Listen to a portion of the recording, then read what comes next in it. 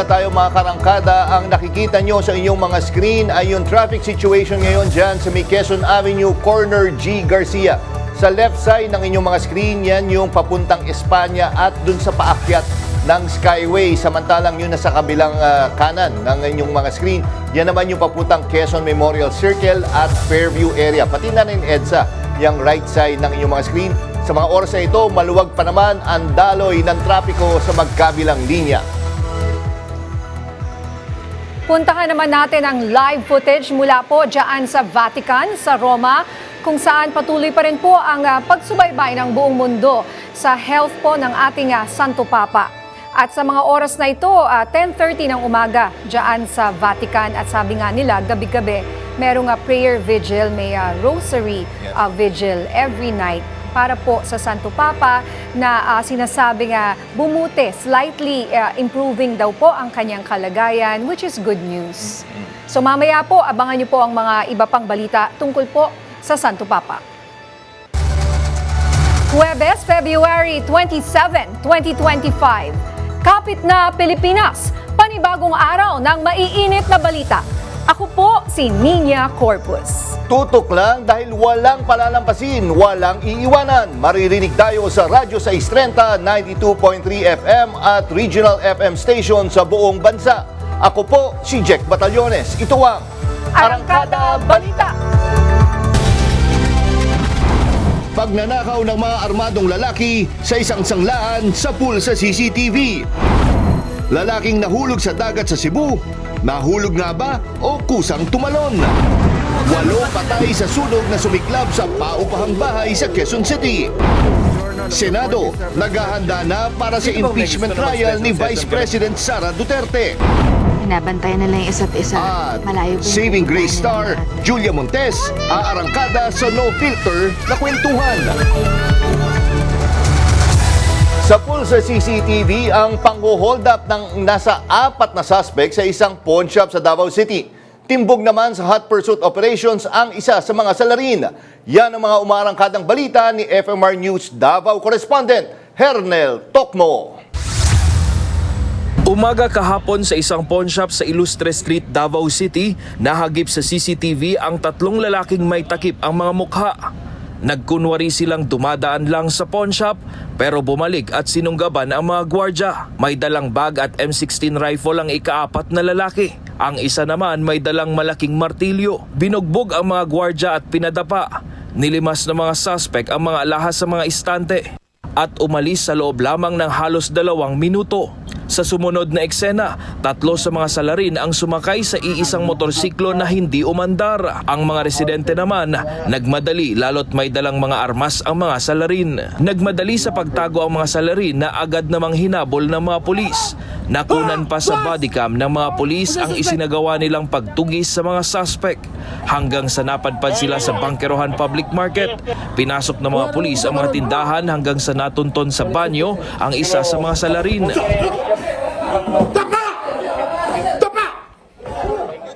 Pinosasan ito habang dinadala sa police mobile.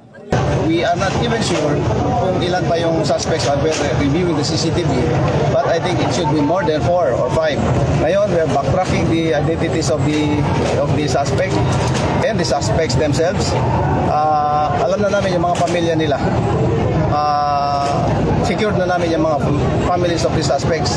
Patuloy na tinutugis ng mga pulis ang iba pang mga suspect. Nakumpiska naman sa mga suspect ang isang M16 rifle, isang 9mm pistol at isang motorsiklo na may temporary plate number at ilan sa mga natangay na alahas. Nangako naman si Maranta na huhulihin ang iba pang hold-upper. Give us more time para i-investiga pa para mabigyan namin kayo ng mas accurate na information. Doon sa mga perpetrators, meron kayong choice. Your choice is to surrender, but we will go after you. Hernel Tokmo, umarangkada sa pagbabalita. Nag-alok naman ng pabuya ang Davao Regional Police sa makakapagbigay ng impormasyon sa mga suspect. 100,000 pesos sa bawat salarin na mahuhuli. Dalawang kilalang tulak ng droga sa Region 3 nahuli sa magkasunod na operasyon sa Nueva Ecija at Bulacan. Yan ang umaarangkadang balita ni FMR News Central Luzon correspondent Gracie Rutao. Hindi na nakapalagpa ang mga individual na ito na isa-isang hinuli ng mga operatiba ng Drug Enforcement Unit ng Norzagaray Municipal Police Station sa isinagawang bypass operation sa Barangay Tigbe sa Bulacan noong February 21. Naaresto sa operasyon sina alias Bulag, isang high-value individual kasama sina alias Ano, alias Roger at alias Nod, pawang mga residente ng Norzagaray, Bulacan.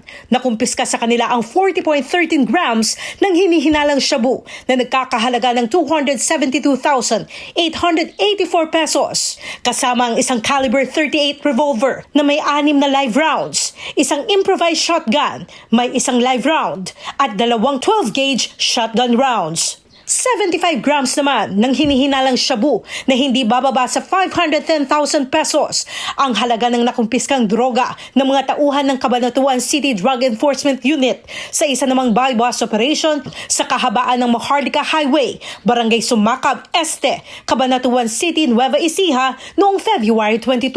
Arestado sina alias Omba na nakilala bilang isang high-value individual at kasama nitong si alias Sheena na parehong residente ng Caloocan City. Kinasuhan na ang mga naaresto at nakakulong na rin sa custodial facilities sa Bulacan at Nueva Ecija.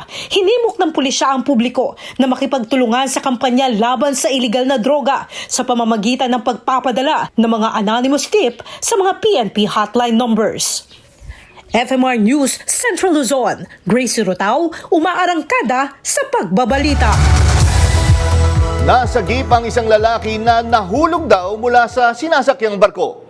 Narito ang warangkadang balita ni FMR News Cebu correspondent Clark Pasuit. Sa videong ito, makikita ang aktual na pag-rescue sa isang lalaki na sinasabing nahulog mula sa isang barko kahapon ng hapon. Galing Toledo City ang barko at papunta sana sa San Carlos City Port. Ayon sa mga nakasaksi, nakita na lang nila na may lalaking nahulog sa dagat at humihingi ng tulong. Tiyempo namang may pasaherong miyembro ng Philippine Coast Guard at agad na sinagip ang lalaki. Matapos ito, dumiretso na ang barko sa destinasyon nito kung saan may nakaabang na medical team. Iniimbestigahan pa ng Coast Guard kung may foul play ba sa pagkahulog ng lalaki. Tinitignan din ang posibilidad na kusang tumalon ang lalaki. Clark Pasuit, umaarangkada sa pagbabalita. Samantala, isang Koreano ang hinuli ng Angeles Police Station 4 kasama ang City Intelligence Unit dahil sa kasong karnaping. Kinilala ang suspect na si Jae-hoon Yu, 43 anyos at isang Korean tourist na naninirahan sa Barangay Kuwayan, Angeles City. Arestado siya bandang alas 11:30 ng umaga sa loob ng isang bar sa Barangay Balibago, Angeles City. Base ito sa warrant of arrest na inilabas ng RTC Branch 114 noong Nobyembre 6, 2023. 8 ang namatay nang masunog ang isang paupahang bahay sa Barangay San Isidro, Galas, Quezon City. Inaalam na ng Bureau of Fire Protection ang pinagmulan ng apoy. Narito ang report. Bandang alas 2 ng madaling araw nang sumiklab ang sunog sa isang paupahang bahay sa 19 de Agosto Street, Barangay San Isidro, sa Galas, Quezon City. Ayon sa residenteng si Virginia Braganza, nagulat na lamang siya nang makita niya ang apoy sa hagdan ng inuupahan nilang bahay. Papatulog po lang po ako no, may nagsusumigaw na sunog dito sa may hagdanan. Pagbaba ko, nakita ko naglalagablab na yung hagdanan, malaki na yung apoy. Umabot sa unang alarma ang sunog bago ito naapula mag-aalas 3 ng madaling araw. Dito na nakita ng mga tauhan ng Bureau of Fire Protection ang 2 bangkay sa first floor at 2 ang nakita sa second floor. Sumiklab ang sunog kaninang bandang alas 2 ng madaling araw na mabilis na umakyat sa unang alarma.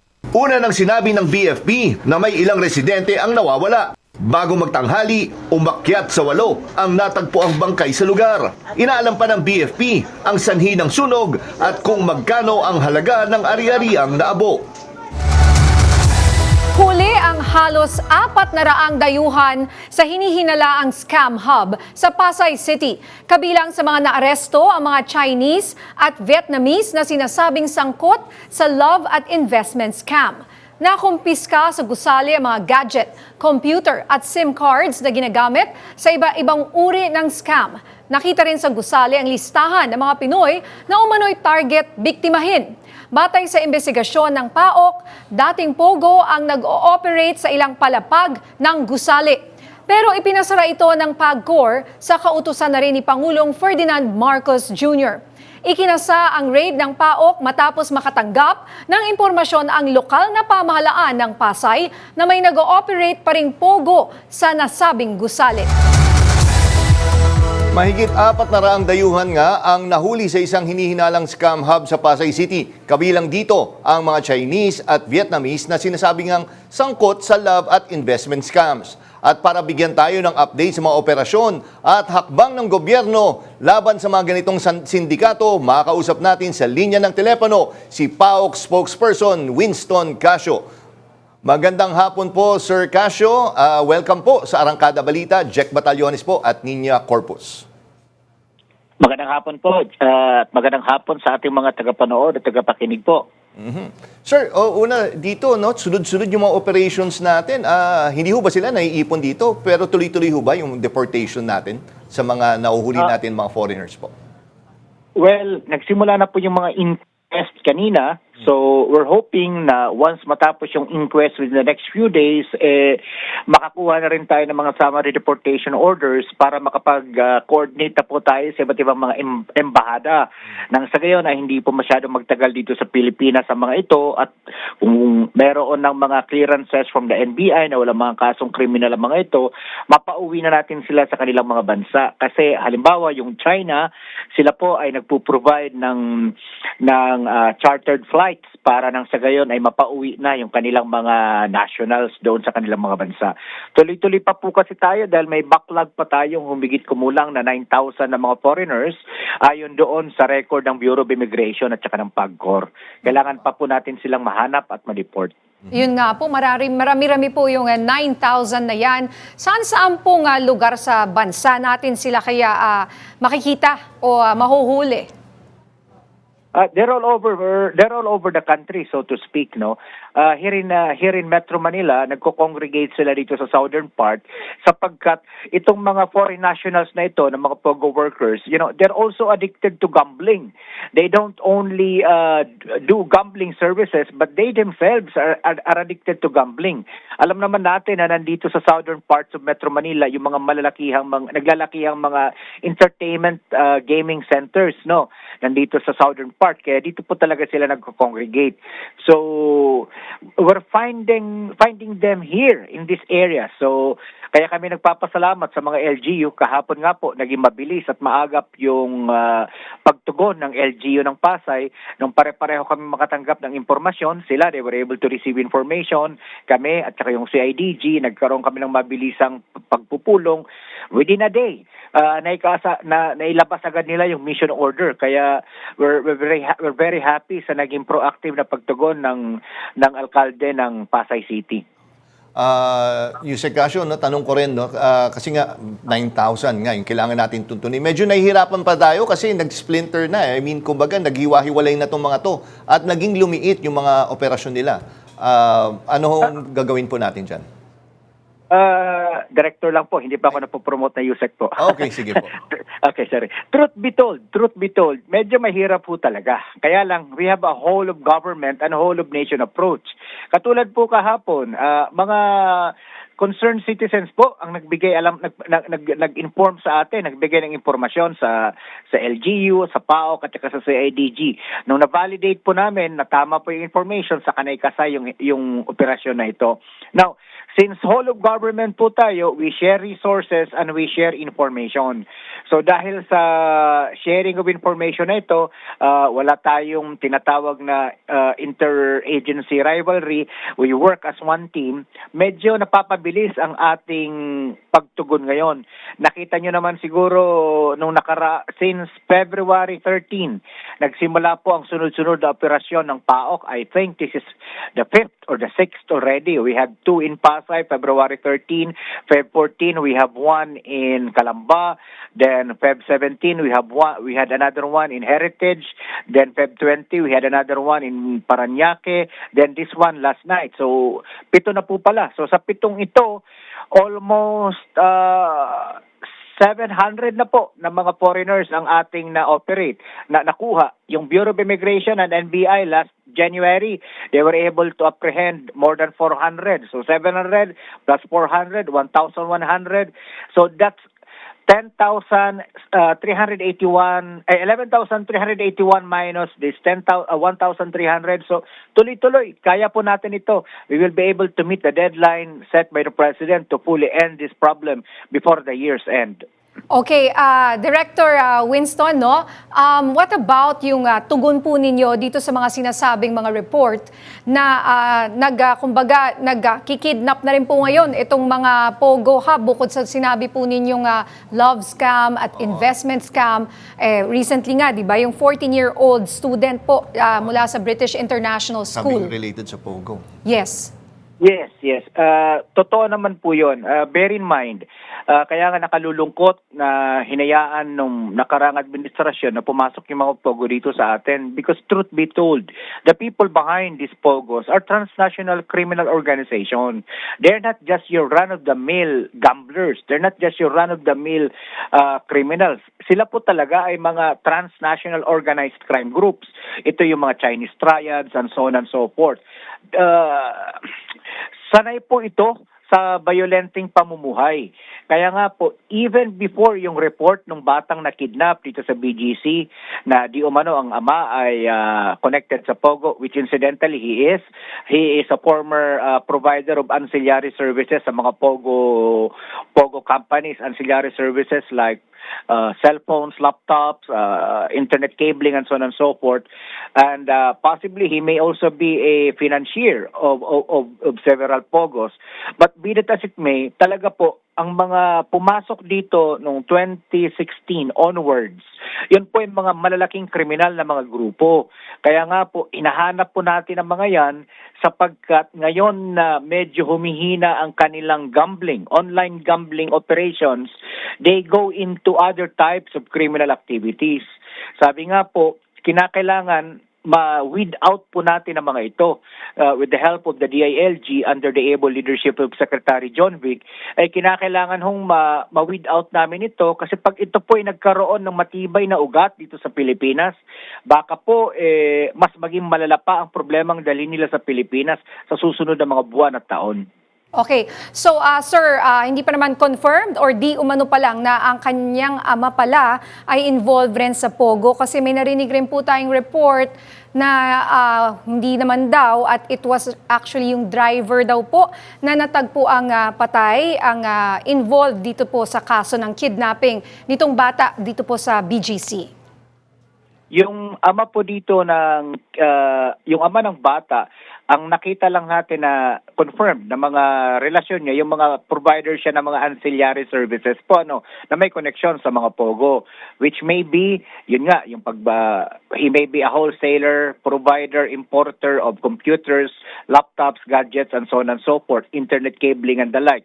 Now, with regards to him may be an actual financier of Pogo operations, that remains unconfirmed at this point. Alright, maraming salamat, PAOK spokesperson Winston Casio. Maraming salamat po. Samantala, naghahanda na ang Senado para sa nalalapit na impeachment trial ni Vice President Sara Duterte. Iniutos ni Senate President Francis Escudero sa mga opisina ng Senado ang pagsasaayos ng administrative support sa impeachment court base sa inilabas niyang special order number 2025-015.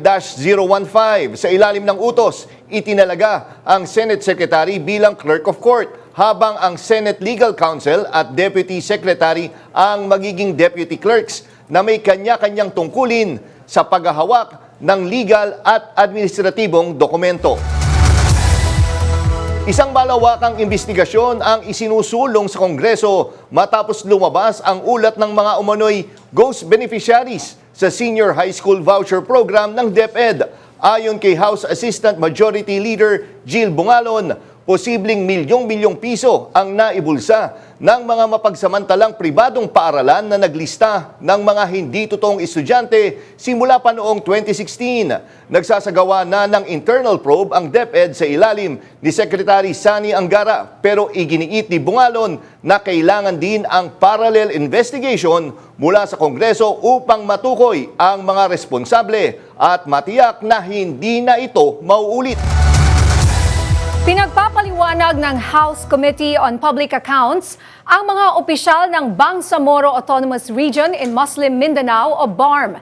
Ito ay matapos lumutang ang 6.4 billion pesos Local Government Support Fund o LGSF na inilabas sa loob lamang ng 6 na buwan. Ayon kay Committee Chair Congressman Joseph Stephen Paduano, hindi katanggap-tanggap ang naging dahilan ng mga opisyal ng BARM sa hindi nila pagdalo sa pagdinig ng Kamara.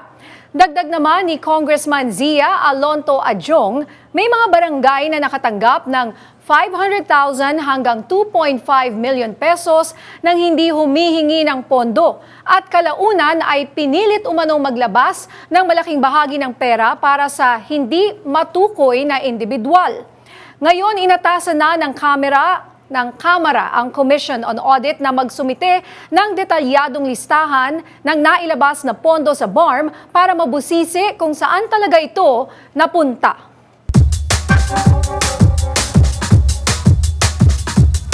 Corruption sa gobyerno, hindi na bago. Pero kailan nga ba ito matatapos? Ano ang masasabi ng taong bayan sa mga opisyal na sangkot sa katiwalian?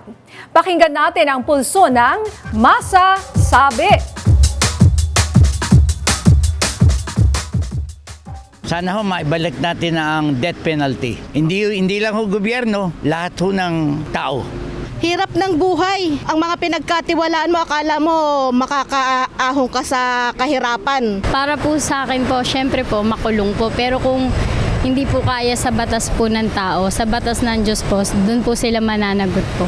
Dapat makulong sila sa mga kurang mga opisyal. Tama naman lang yung ganun na ginawa sa kanila, ikulong sila. Kasi gumawa sila ng kasalanan. Yung mga tax ng taong bayan na nahihirapang magtrabaho, kinukurakot lang nila. Matagal ng problema talaga yung corruption na yan. Parang yung tanong, kailan ba ito matatapos? Yeah. Parang tinanong mo kung pumuti na siguro ang uwak. Kaya nga yung dyan, itin mo, galit na galit yung isang gusto niya, death penalty. So ganun, marami talagang frustrated na. Oo, maraming frustrated, but I'm still hopeful na sana, makorek yung sa iba at may mas mabait pa rin na tao sa gobyerno. Meron naman, partner. Meron naman. May nami-meet naman po tayo na gano'n. Pero sa mga corrupt po, nako, grabe po sila, no? Bukod sa corrupt sila, yung lifestyle po nila, tingnan mo, anong sasakyan, anong relo, anong sapatos. Tapos ikaw ay nagsisilbi sa bayan. Parang hindi mo magandang tinan habang nagugutom ang mga tao, walang pambili ng bigas, tapos kayo po naka... Maganda. Ferrari or what, di ba? At yung huling lang tungkol dyan, no, sa usapan ng corruption. Well, eto, pagkakataon natin to sa nalalapit ng eleksyon. Kung boboto tayo ng maayos, well, isang step na to, hopefully, para mawakasan or maayos talaga yung sistema sa gobyerno, mawala ang corruption. Mas mahigpit na patakaran, mas pinatibay na seguridad. Yan ang tiniyak ng DSWD na magiging mas mahigpit at transparent ang pagpapatupad ng ayuda sa Kapos ang Kita Program o AKAP. Narito ang umaarangkadang balita ni FMR Senior News Correspondent Willie Delgado Jr. What the DSW mentioned. Mas maigpit na guidelines ang ipapatupad ng Department of Social Welfare and Development o DSWD sa ayuda sa Kapos ang Kita Program o AKAP. Ito'y para matiyak na walang abuso at hindi magagamit sa politika, lalo na ngayong eleksyon. Ayon kay DSWD Secretary Rex Gatchalian, kasama ang DOLE at NEDA, pinagtibay nila ang bagong guidelines para masiguro ang tamang distribusyon ng ayuda. Isa sa mga pangunahing pagbabago, ang publication ng pangalan ng mga benepisyaryo para sa transparency. May biding ipinagbabawal ang presence ng mga politiko sa payout activities. Pati na rin ang paglalagay ng tarpaulin o campaign material sa venue. Ayon kay Gatchalian, hindi dapat hadlangan ng eleksyon ang pagtulong sa mga nangangailangan. Sa ngayon, naghihintay na lang ng pinal na approval mula sa Malacanang para tuluyang ipatupad ang AKAP ngayong taon. Samantala, ayon sa Okta Research Survey, 7 sa bawat 10 Pilipino ang sumusuporta sa pagpapatuloy ng programa dahil malaking tulong daw ito sa milyong-milyong pamilyang Pilipino. Willie Delgado Jr. umaarangkada sa pagbabalita. Itinutulak ni Tingog Party List Representative Jude Asidre ang reforma sa batas ng pag-aasawa sa 31st National Convention ng Canon Law Society of the Philippines. Isinusulong niya ang House Bill number 10970 na layong gawing mas mabilis, mas abot kaya at mas inclusive ang proseso ng annulment at legal separation. Sa harap ng mga eksperto sa batas at simbahan, iginiit ni Asidre na maraming Pilipino ang naiipit sa hindi wastong pagsasama dahil sa mahigpit na batas sa annulment.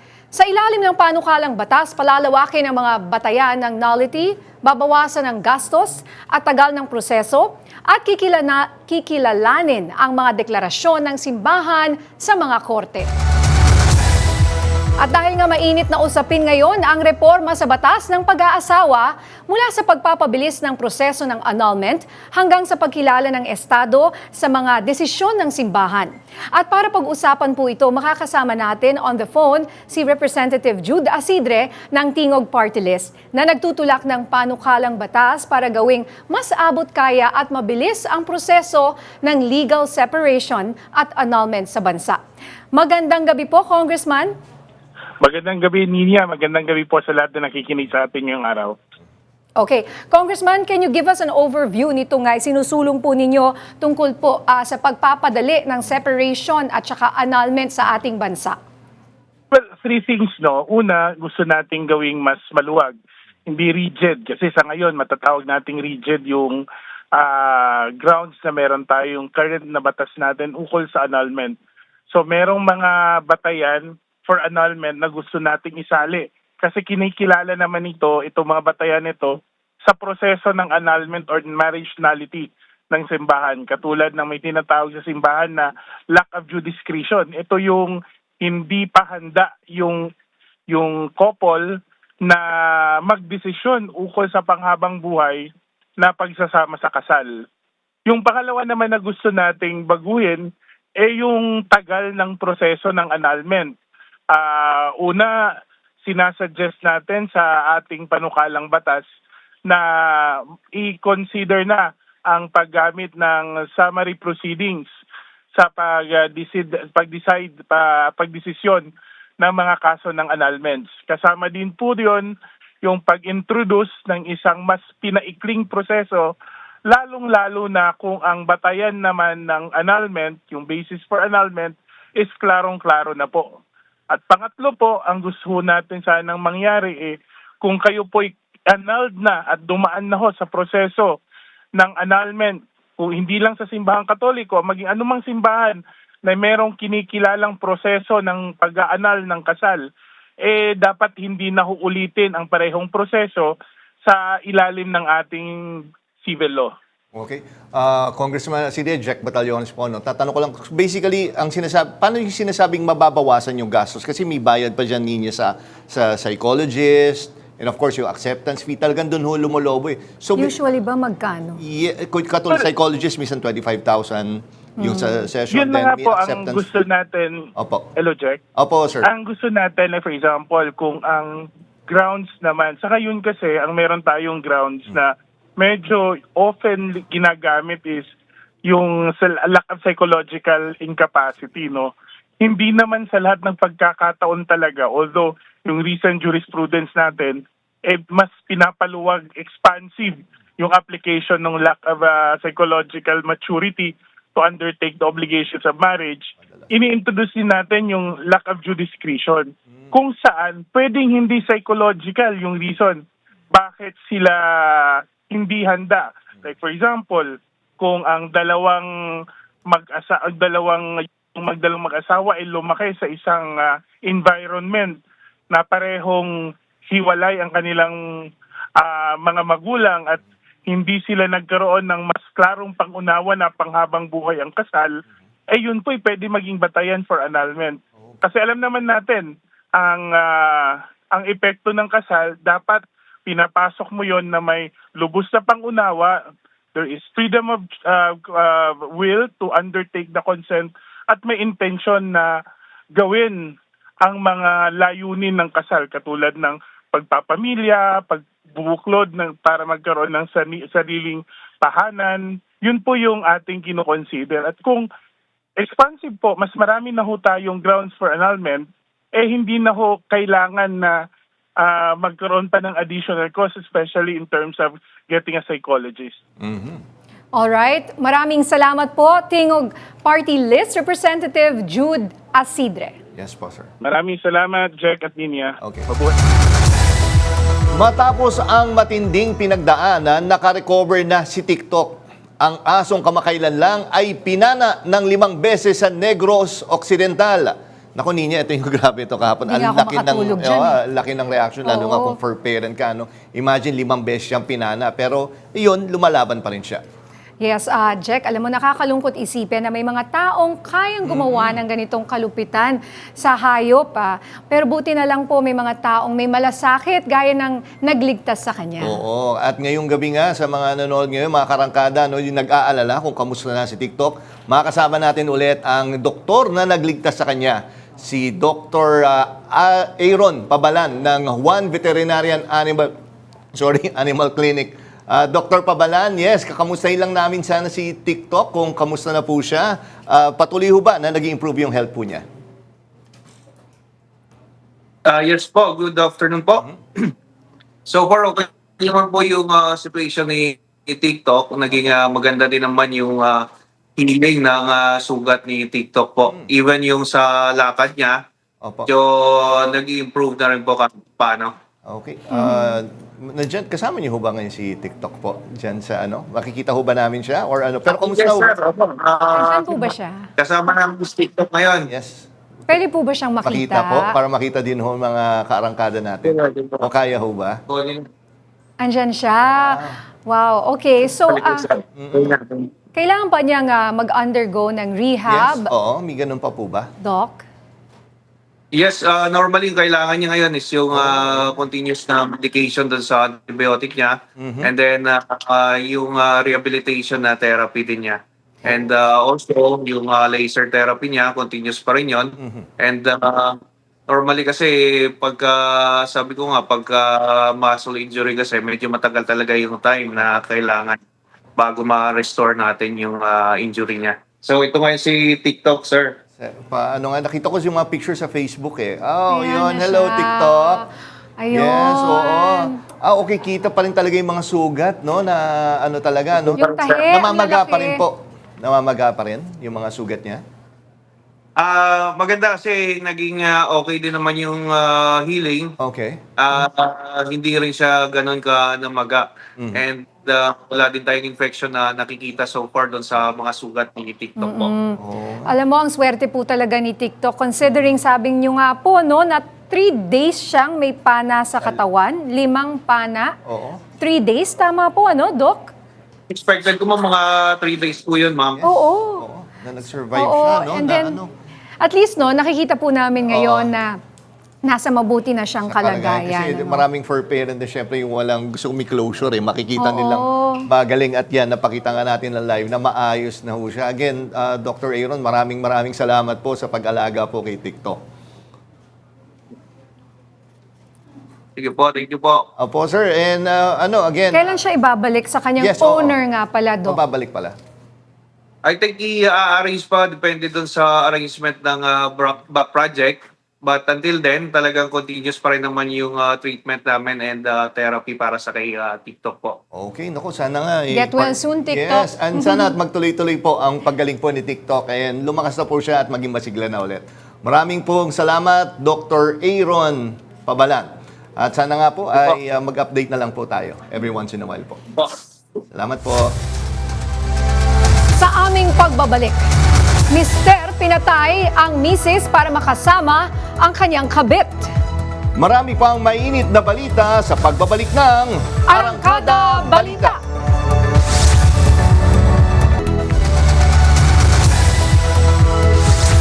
Bagsak presyo ngayon ang kamatis sa ilang pamilihan dahil sa oversupply. Sa ilang palengke, bumaba ang presyo ng kamatis sa 10 pesos kada kilo. Malayo sa dating presyong umabot ng 80 pesos kada kilo. Ayon sa mga magsasaka, marami sa kanilang ani ang nasasayang dahil sa sobrang dami ng supply at kakulangan ng buyers. Nanawagan ang vegetable farmers sa gobyerno na tulungan silang magkaroon ng mas maayos na distribusyon at suportahan ang post-harvest facilities para hindi masayang ang kanilang ani.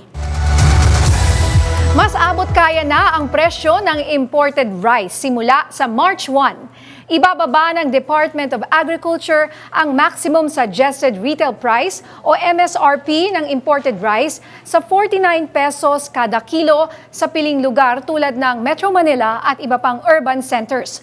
Ayon kay Agriculture Secretary Francisco Tiu Laurel Jr., patuloy nilang nire-review ang presyo ng imported rice at posibleng ibaba pa ito sa mga susunod na buwan. Matatanda ang unang itinakda ang MSRP noong Enero sa 58 pesos kada kilo bago ito unti-unting ibinaba sa 55 at 52 pesos. Nanguna ang Tacloban City sa may pinakamaraming kaso ng teenage pregnancy. Ang paglobo ng mga batang nagbubuntis, ikinabahala ng Commission on Population sa rehiyon. May report si FMR News Tacloban correspondent Jay Baryon. Napakahirap po tapos. Sa edad niyang 15 anyos, hindi libro at uniforme ang inaasikaso ni alias Renren, kundi ang dalawa niyang anak. Si Renren, aminadong hirap sa kanyang sitwasyon, lalo at itinakwil na raw siya ng mga magulang matapos mabuntis ng maaga. Hindi ko po talaga inaasahan yun. Kala ko po mga laro-laro yung ganun. Isa lang si Renren sa 16 na mga minor de edad na maagang nagbuntis sa Tacloban City. Basehan aton mga registered live births nga din here Eastern Visayas ang mga cases inin nagpapadayon pag hinitaas ang mga nagbuburod han mga nag-iedad hin below 15 years old.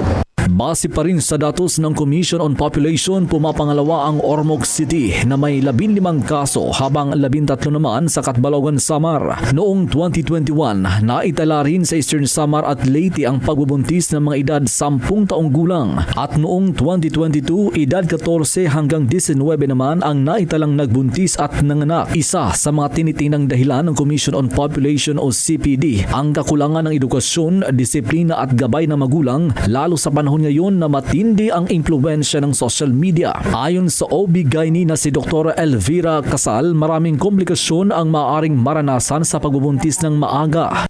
Dili pa mature ira mga reproductive system. Anira pelvic bones dili pa talaga mature. So mostly kung labi na kung dakot baby, mas-CS ito ira. Kung dakot baby kasi at ira pelvic area. Because, you know, itong baby dapat mag-pass through itong pelvic floor. Kaugnay nito, nanawagan naman ang komisyon sa mga magulang at mga komunidad na magtulong-tulong at magkaisa sa pagpaigting pa ng mga programa at kampanya para mapababa ang bilang ng teenage pregnancy. Jay Baryon, umaarangkada sa pagbabalita.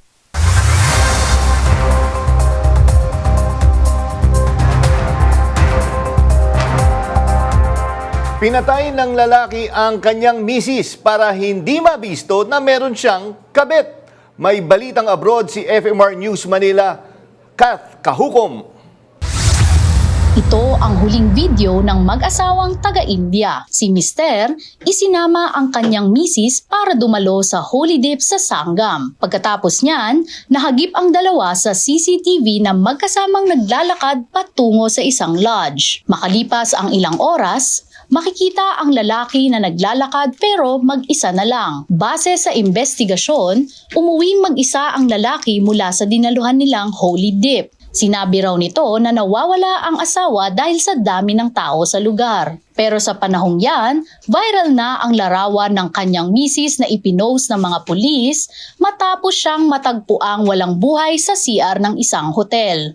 Dito na kinwestiyon ang mister. Pag-amin niya, 3 buwan niya raw pinlano ang krimen. Nagsasawa na raw kasi siya na lagi silang nag-aaway dahil sa kanyang kabit. Nagawa raw niyang patayin ang misis para makasama na niya ang bagong babae. Pero dahil nabisto, imbis na sa bagong misis, sa kulungan na uwi si mister. Kat Kahukom, umaarangkada sa pagbabalita.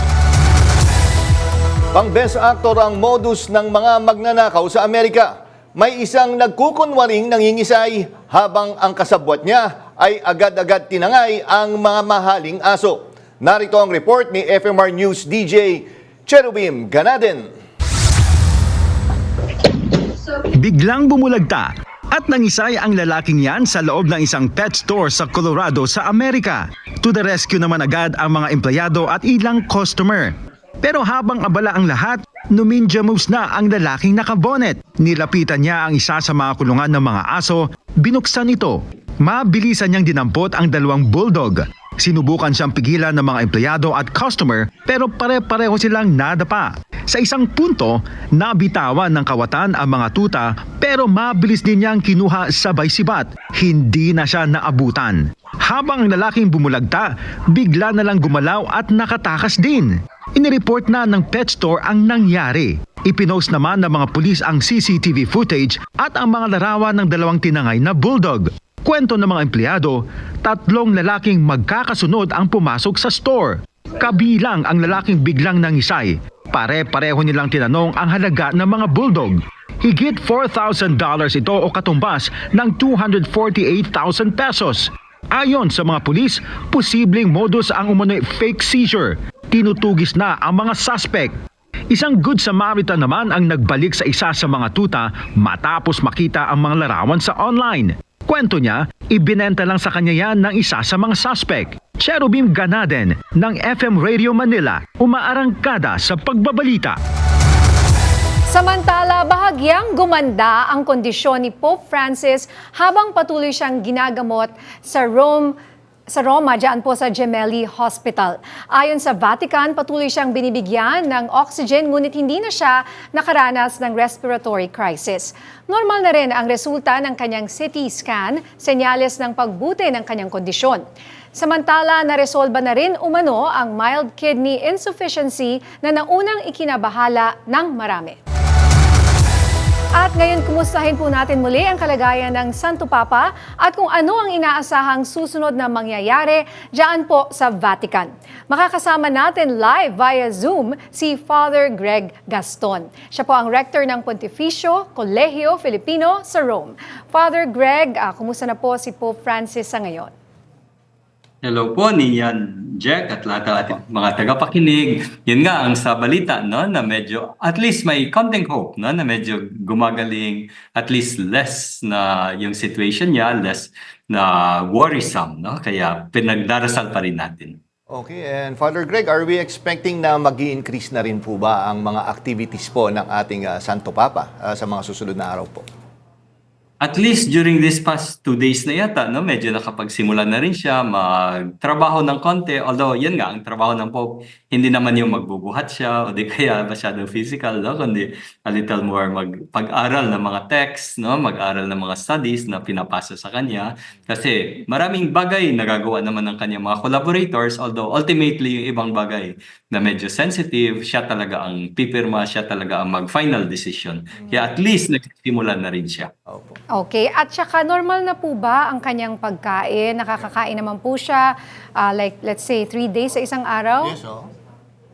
Ay, magandang tanong po. Hindi ko pa alam kasi wala pa naman sa mga balita, no? But pinagdarasal nga natin na hopefully tuloy-tuloy na siya. At least pati yung sa kidney niya na nagsimula na renal mild insufficiency, at least medyo under control na rin. Okay. Magandang balita. At mula least, dyan, no? improving po Yes, ang oo, kondisyon ng gradually ating Santo improvement Papa. pa. Opo. So maraming salamat po muli sa inyong oras, Father Greg Gaston. Thank you, Ninya and Jack, and sa inyong lahat. Salamat po. Sa aming pagbabalik, no filter na usapan kasama si Miss Julia Montes live. Marami pang maiinit na balita sa pagbabalik ng Arangkada Balita.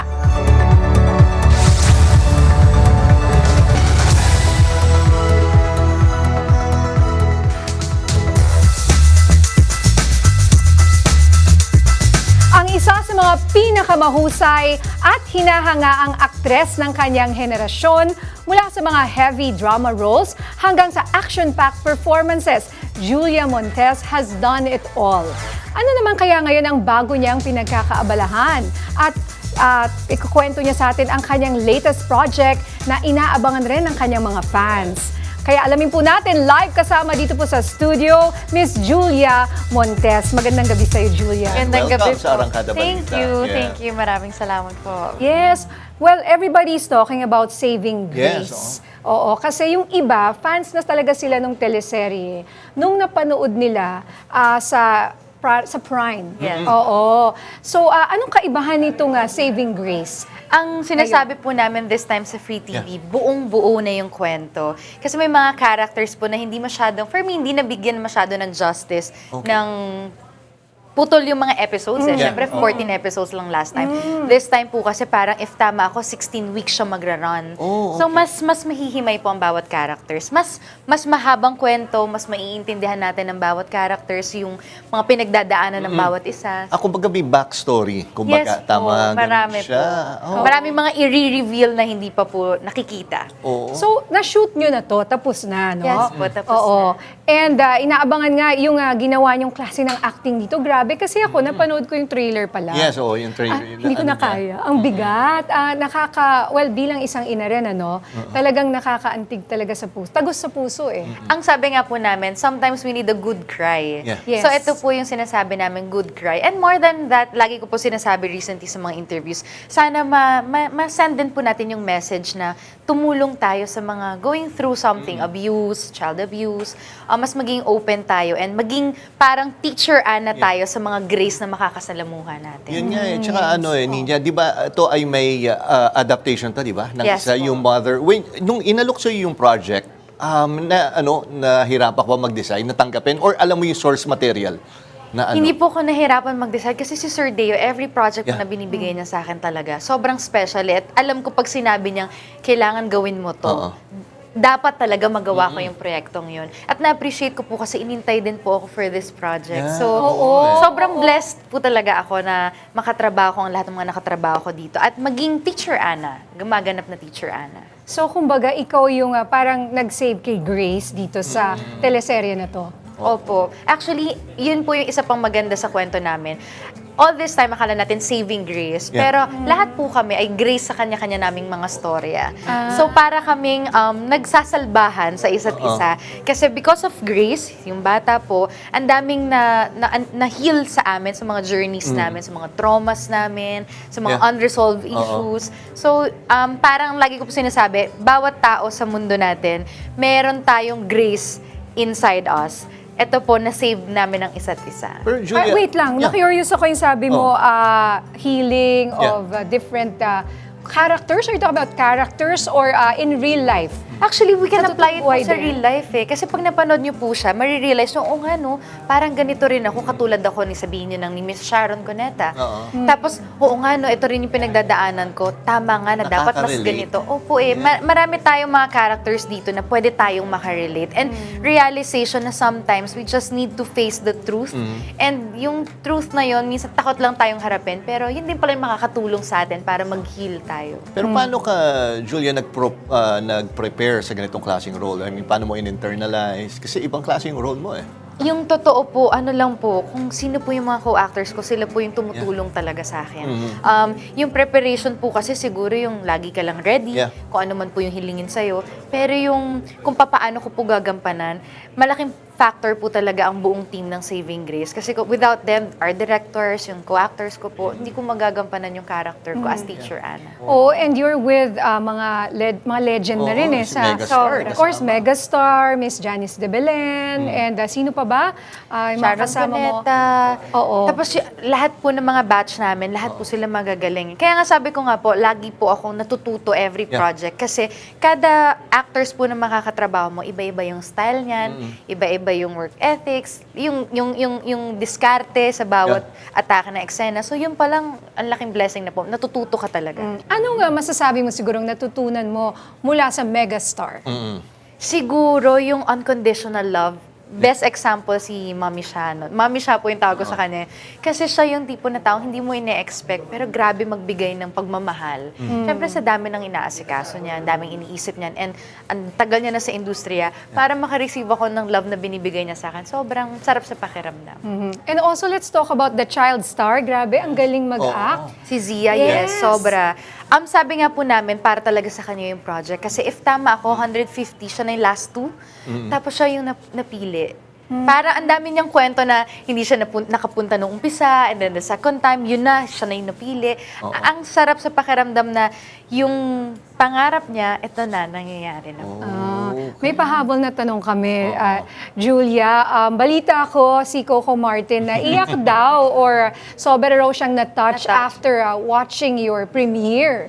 Yes, na-touch siya kasi na-appreciate niya po yung buong pagkakamount din ng Saving Grace. And mabait kasi talaga si Coco, malambot ang puso na especially sa bata. So, syempre nung napanood niya, si Zia, yung galing ni Zia, talagang tinamaan din po siya. So, at lagi naman, Very proud supportive yan. siya sa mga projects mo, di ba? Supportive, proud, kaya swerte ako. Oo, di ba?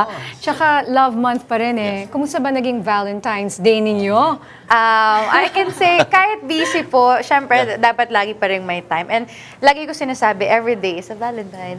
Yes, Okay. totoo yan. Naku, Maraming dami pa salamat. namin gustong Oo tanungin. nga. Pero bago ka namin, gusto mo invite yung mga viewers para sa Saving Grace? Hello po, magandang gabi po. Nandito na po ang kwento, magpapakita ng iba't ibang uri ng pagmamahal. At malalaman na rin po natin kung paano nga ba nasusukat ang pagiging mabuting ina.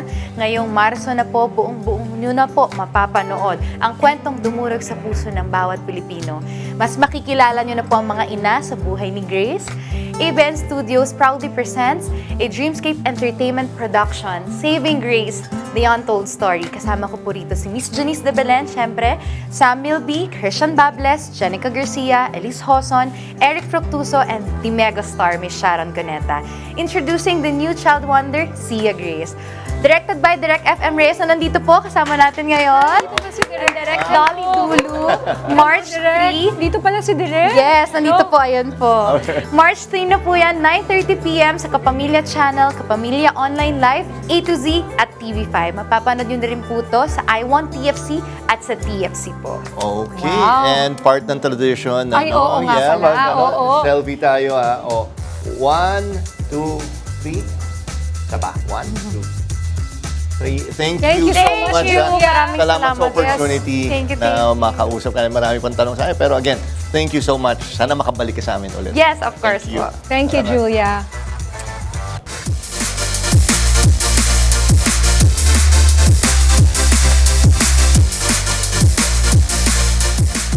Sa UAAP Season 87 Women's Volleyball, tinalo ng UST Golden Tigresses ang De La Salle Lady Archers kagabi sa Mall of Asia Arena.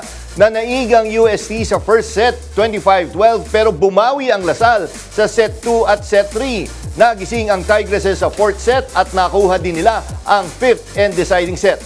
Pinaunahan ni Angge Poyos ang UST na may 28 puntos at tinulungan siya ni Regina Jurado na nag-ambag ng 17 puntos.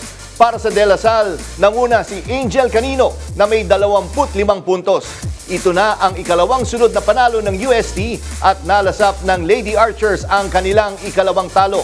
Patuloy na nangunguna sa standings ang defending champions, ang National University Lady Bulldogs na wala pang talo.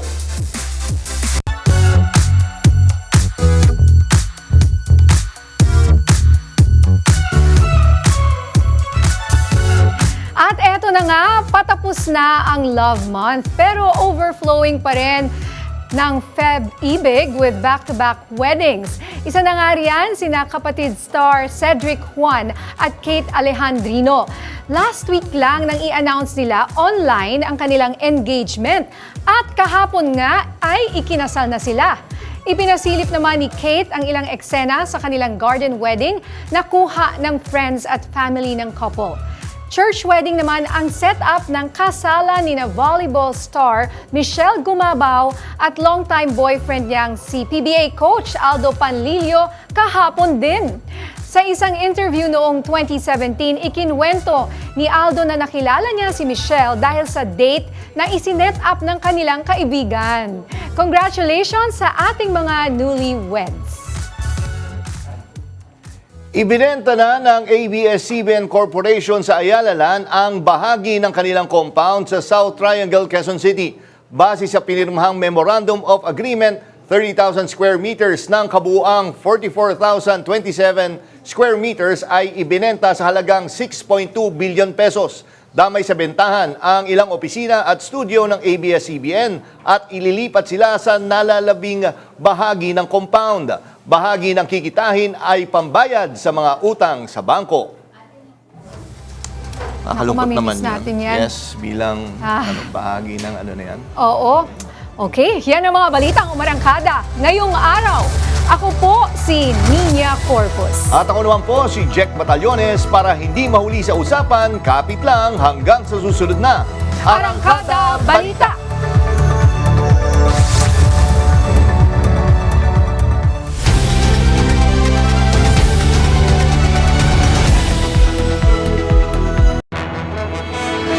Walang lunch break ang pagseserbisyo. Kasama nyo sa tanghalian, nagmamalasakit, nagseserbisyo. Nina Corpus, kasama si Migs Bustos. Serbisyo agad, serbisyong sagad, nagseserbisyo. Nina Corpus, tuwing alas 12 ng tanghali, dito lamang sa Radyo 630 at Teleradyo Serbisyo. Buong araw, magdamay. Tuloy-tuloy ang pagsiservisyo ng Radyo 630 kasama ang pinaka-pinagkakatiwalaang kaserbisyo. Nasamahan mo kami ha. Huwag tayong makinig dun sa ingay. Maging aktibo tayo. Ihit na sa Radyo 630.